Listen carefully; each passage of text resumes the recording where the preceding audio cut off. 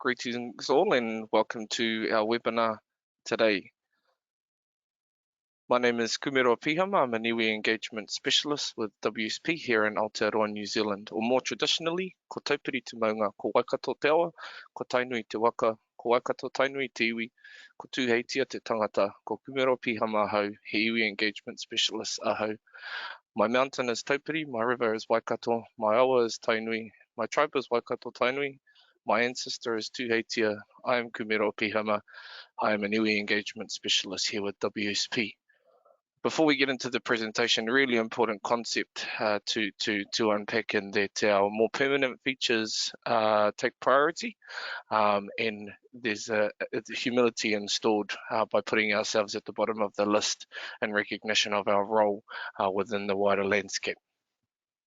Before we move forward with housekeeping, I'd like to start us off with a karakia timatanga opening incantation. So if everyone could bear with me. Whakataka te hau ki tūru, whakataka te hau ki te tonga. Kia mākina kina kiuta, kia mātaratara ki tai. E hia kia na te atakura, he tio, he huka, he hauhu, tihei, o Māori ora. Again, greetings and thank you all for dialing through. With regards to our presentation today, here's a quick snapshot of our agenda. We've got the historical and legal contexts, Indigenous relationships within New Zealand, sustainability, localized understanding, case study, then Q&A. Please take some time to ask questions within the question box, at which point, when we reach the end of the presentation, we will go through the key themes that are presented there. For those of you who have registered, the presentation is available for download through the GoToWebinar platform. So, straight into it. With regards to the historical context, there were two key treaties, first being Te Whakaputanga Declaration of Māori Independence, followed by the Treaty of Waitangi in 1940 that provided the British settlement and co-living between the two people. The map to the right shows the alienation of Māori through our lands immediately after, through 1860s through 1930s, raupatu or confiscation. Those considered rebels, harbouring rebels, or even allies that could pose a risk to the crown were affected, taking us down to less than 6% of our original land holdings. Up until recently, Māori have been prosecuted for undertaking cultural activities. Examples include my grandparents being punished at school for speaking their language that resulted in my parents not growing up with the culture, hugely detrimental to a verbal rather than a written culture. Moving forward to the current times, we're currently undertaking water reform, which will lead to better water management. Instances of water contamination have initiated this. In addition to that, we have Te Mana o Te Wai, that will cater for immediate improvement and correcting past damages. Mana being prestige and Wai is water. Largely focused on freshwater, these reforms recognise the value of traditional resource management. For Māori, the health of the water reflects the health of the people.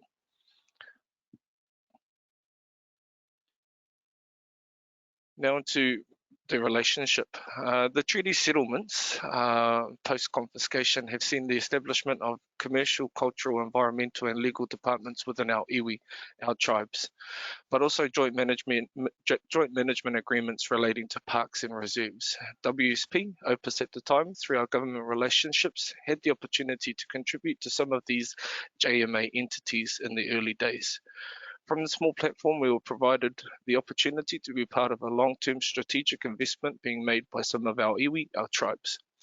We were entrusted with their taonga, their most valuable possessions, their future in the form of school leavers and university students who have since grown into strong engineers.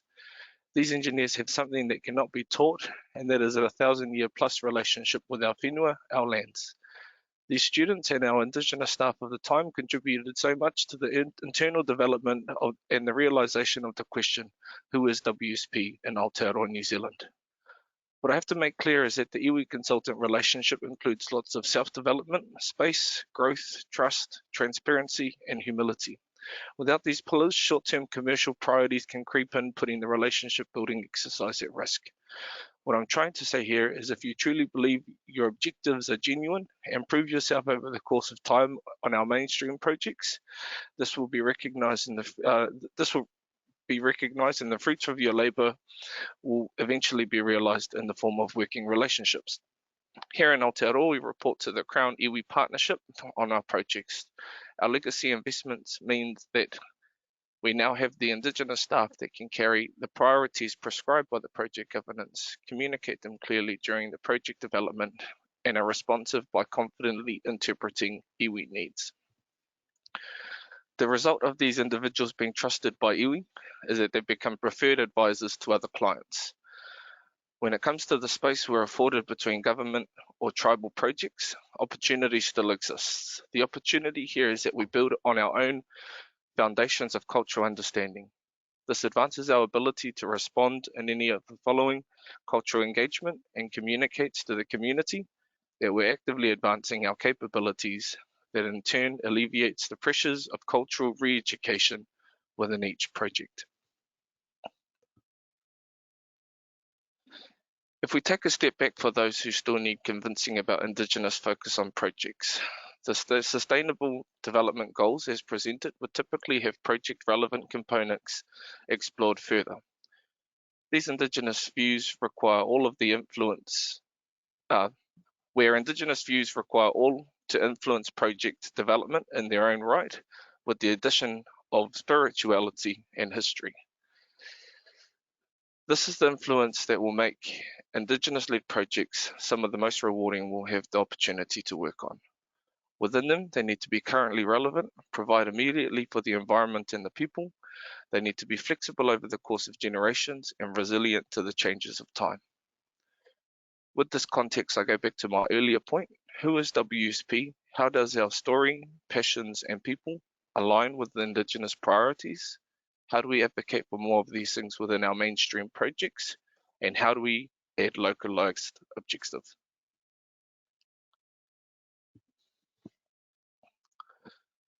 Now that we've established a baseline and the ability to interpret cultural priorities as set by our mandated entities, we are springboarding into the next phase of our relationship with some iwi.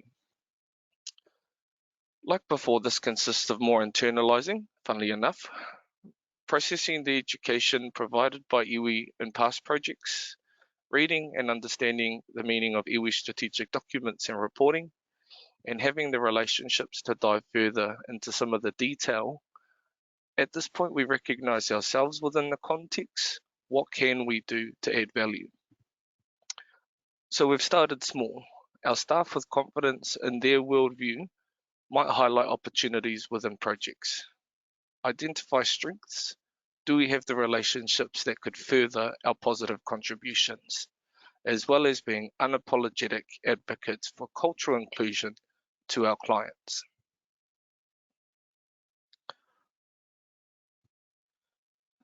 So if we have a look at a project example, on the North Island of just south of Auckland is the Waikato region.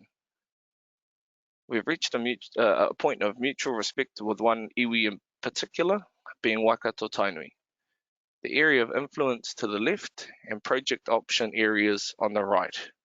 Having spent time internalizing our aligned values and passions, recognizing the amazing talent they have in-house, building an alliance that maximizes the value of our support to them, we were presented with the opportunity to dive further into their climate change resilience strategy, specifically bulk water storage. Stage 1 was initially a small project that allowed our team to prove ourselves. This included the likes of GIS, water modeling, topographic mapping, catchment flooding, and other technical specializations. You might recall the human investment that I spoke about, iwi making earlier. This project is being led by our very own Josiah Simmons, a tribal member of the client and a WSP staff member. Its success takes us to stage 2. That's 10 times the size of stage 1. Focused on a particular site, The data from the other locations is fed into related client projects such as land use options, and restoration that are also supported by the local WSP primary industries team. Another value added by understanding the client and setting up systems in a way that enable these kinds of efficiencies. Stage 2 is ground truthing the feasibility of bulk water storage on a particular site that met our clients' needs and requirements. We are currently reviewing the data gathered by Golda, who have a long-standing relationship with the lessee of the property. When we understand the additional information required, our labs, geotechs, and hydrologists will be deployed to fill the information gaps that will produce the reporting required by the client to make an informed decision about moving forward into concept design, detailed design, and consenting. So what makes this water storage project different? Immediately, the scope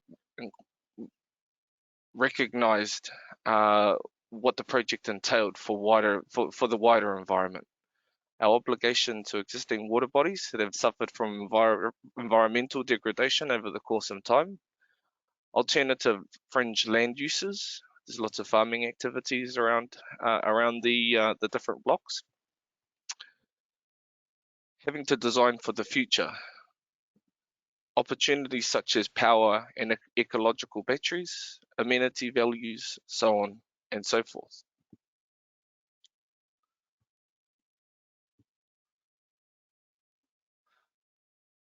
So what have we come to realize during the course of this process? We understand that Indigenous communities have been engineering here for much longer than us. An engineering solution requires this depth and local understanding for it to realize its full potential and investment term. It's our industry that's moving towards Indigenous worldviews rather than an integration of both processes at a perceived middle point. Also, this is a long road, but a highly rewarding one at that. Listen to those with the cultural capacity. They have the skills that have taken a lifetime to master and usually culminate in the form of a 20-year-old graduate. The reality is they will likely accelerate through organizations faster than those with a single specialization. Hey, it's just the way the world works. My last words to you all are these. Tūwhitia te hopo. Feel the fear and do it anyway. These words are relevant regardless of where you are in the development of your journey. So I appreciate the time that everyone's afforded me to go through those different components there. We'll move forward with the question time. Thank you, Kumeroa, for your presentation. So before moving into the Q&A period, I would like to remind attendees to enter your questions in the question box on the GoToWebinar platform. And also you can download the PDF version of the presentation, including some keywords that were mentioned in this presentation from the handout box on the dashboard. It would be good if you can open your webcam. Thank you. I will start with the first question. Can you elaborate more on the bulk water storage project? Your experience from the first meeting developing the scope of project. Yeah, that's a really good question. If I take a step back a little bit from there, there was quite a process involved in going through the iwi strategies and recognizing who how we might be able to provide a little bit of support that would maximize the value. So there were a number of conversations, fact-finding conversations that went into that process thereafter that established there was true value that could be added by WSP. Following that, we had informal workshops that ensured we were all on the same page, or more so, myself and our project managers here were on the same page as the client. Before we moved into a more formal engagement that saw stage 1 be produced, and then of course us move forward to stage 2. The lesson there is just ensuring that there's a complete understanding between the client and ourselves as the consultant, because the form of communication might be a little bit different compared to what we're used to from our government clients. And so just ensuring that we have a complete understanding of the expectations of the outputs that were coming. And so going slow and steady initially allowed for us to really hit the mark when it came to the deliverable in stage 1, and saw us move through into stage 2. Thank you. The next question is, why is water culturally important for the Maori people? Okay. So, water is, it is incredibly important. And I said in the presentation that the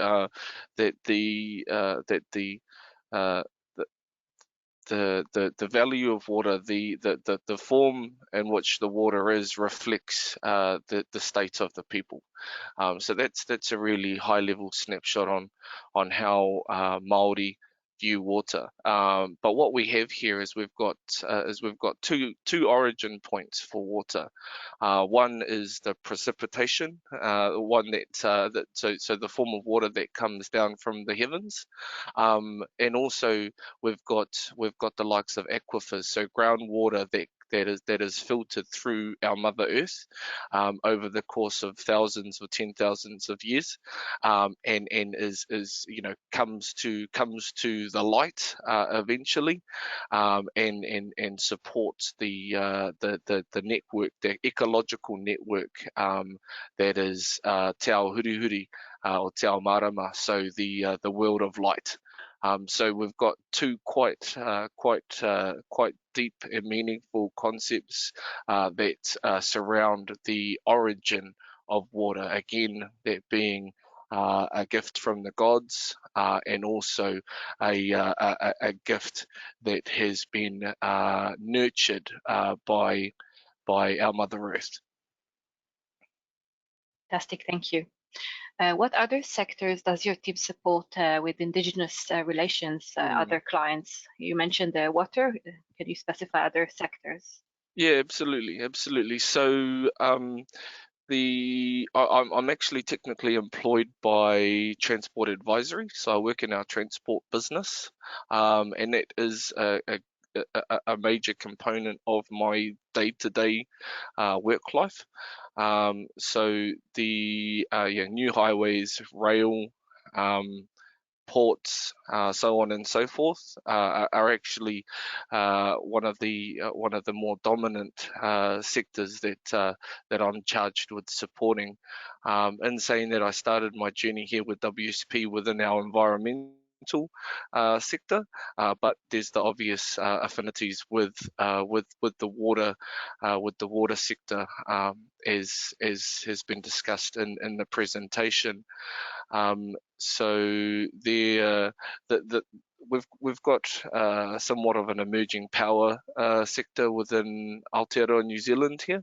The thing is that there are a number of stories and concepts that also align there, that we are actively exploring at the moment. But although I'm employed technically by transport, I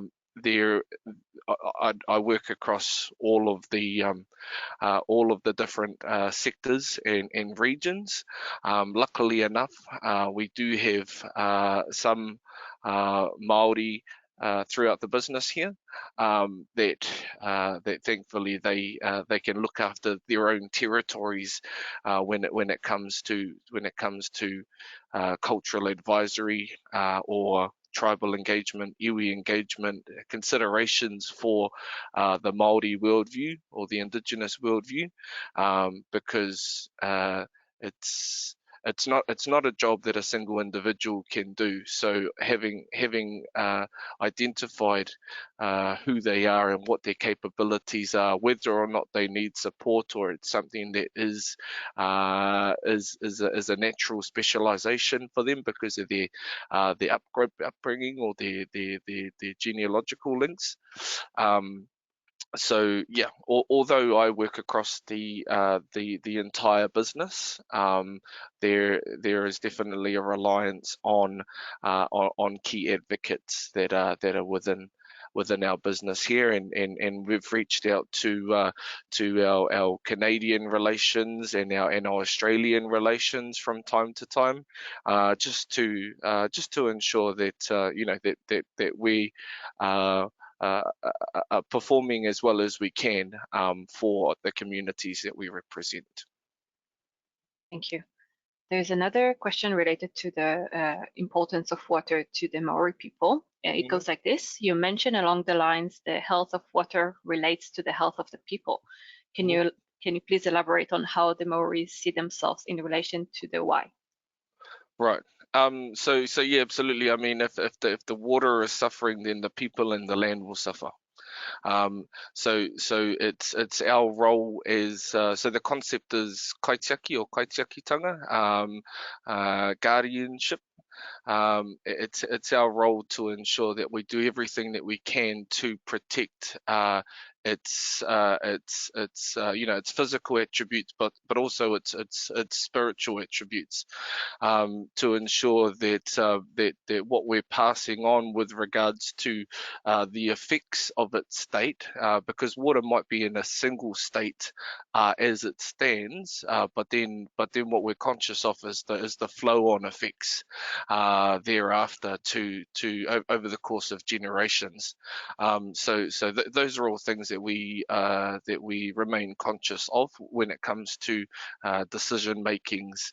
Our role as kaitiaki, as guardians, and how that in turn is implemented with regards to resource management, or what's now deemed resource management. Whereas our view is more of one of a natural network between the different environmental and spiritual elements that create our world. So yeah, it's remaining conscious that there are that there's cause and effect with regards to our relationship with water, but then also our relationship with the wider environment. Thank you. I have a next question. What would it mean to have more Maori engineers and other professionals, including project management, involved in creating projects with the outcomes that you seek? Yep, that would be incredible, and it's actually the way that we are heading at the moment. I mean, I've recently come off the interview process for our next graduate intake, and what we found generally was the Māori applicants were really well rounded in that they had additional cultural drivers. They had the ability to speak to work collaboratively, so on and so forth. And so what that would mean is that the age of a standalone cultural advisor within engineering specifically is numbered. And so that's actually the goal that will be that we're striving for here in Aotearoa New Zealand, is that we naturalise the understanding to the point where a role like mine as a standalone cultural advisor is no longer required. And the reason that's the goal, although it's sort of personally detrimental, is that it will be it's the way that we have the most impact and add most value to the environment that we leave behind for our future generations. So adding or increasing the number of not only engineers but those involved in the different industries that WSP operates from will mean that rather than putting pressure on a single individual or a small group of individuals to support across all of our projects, instead there's the consideration for the worldview and the and how that enables our mandated representatives to really take care of their role as kaitiaki will be sort of maximised, I guess, in that respect. In saying that though, it's not just a journey for Māori. With our Rautaki Māori coming out here in New Zealand, our Māori strategy, there's a component, of course, that's focused on developing our Māori staff and attracting more Māori to our industry.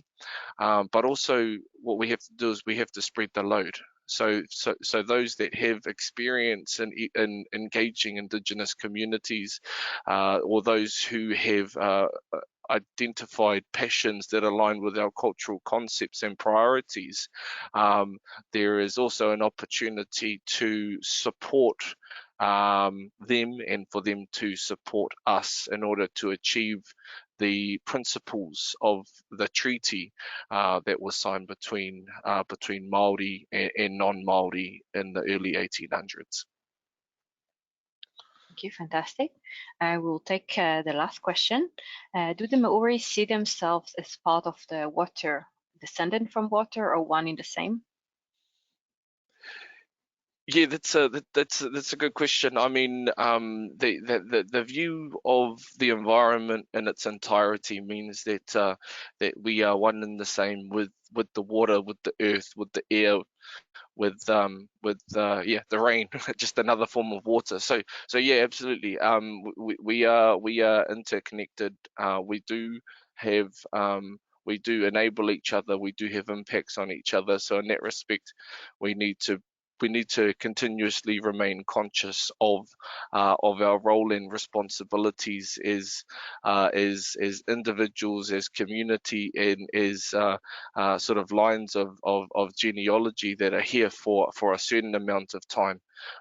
So yeah, we've got it's a mixture of all of the above, really. Different tribes, different families, different sub-tribes will have their own story around the origin, I guess, of Māori within Aotearoa, but there's two dominant ones.